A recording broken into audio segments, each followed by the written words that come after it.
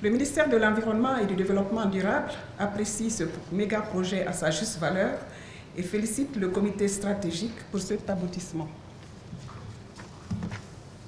Au plan environnemental, notez que les études d'impact environnemental et social ont été réalisées pour plusieurs volets et le suivi de la mise en œuvre des plans de gestion environnementale et sociale est en cours pour le chemin de fer, les mines, le port, appuyé par la le WCF, qui est une ONG française.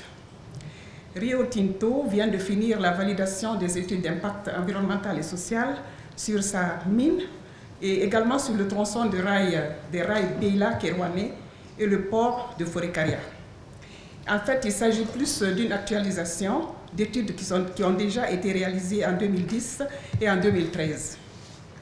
Bon, alors pour nous, les défis les plus importants sont la réduction des impacts du chemin de fer sur les habitats des chimpanzés à Pinceli et des éléphants à Sabuya, la zone de Mamou. Parce qu'à Sabuya, on s'est rendu compte qu'il y a une population de plus de 160 éléphants de forêt, qui est une première dans la sous-région, parce que c'est des éléphants qui sont en voie de disparition. Alors, le suivi rigoureux de ces sites est réalisé par nos services compétents avec l'appui des partenaires techniques et financiers.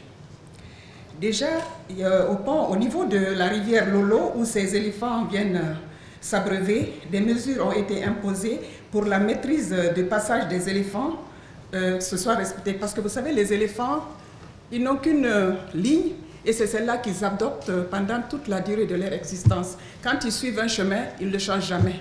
Donc on a imposé aux miniers de faire un passage en hauteur pour que les éléphants puissent toujours garder leur tracé. Voilà. Alors, des échanges sont en cours pour le déplacement de la gare également de Kassa à au moins 5 km de la rivière de Lolo, dont on parlait tout à l'heure là. Donc les promoteurs et le ministère des Mines ont donné leur accord de principe pour cela à la suite d'une mission conjointe réalisée sur le terrain. La prise en compte des enjeux de biodiversité à Simandou est une autre préoccupation de mon département. Globalement, le MED travaille sur une procédure de compensation des pertes de biodiversité et la réalisation d'offsets pour avoir un gain net pour la biodiversité. Rio Tinto et WCS sont d'accord sur ce principe. Nous travaillons étroitement et presque tous les jours on est ensemble. Enfin, le MED veillera à organiser des échanges réguliers avec le comité stratégique de Simandou pour avoir son appui constant. Voilà.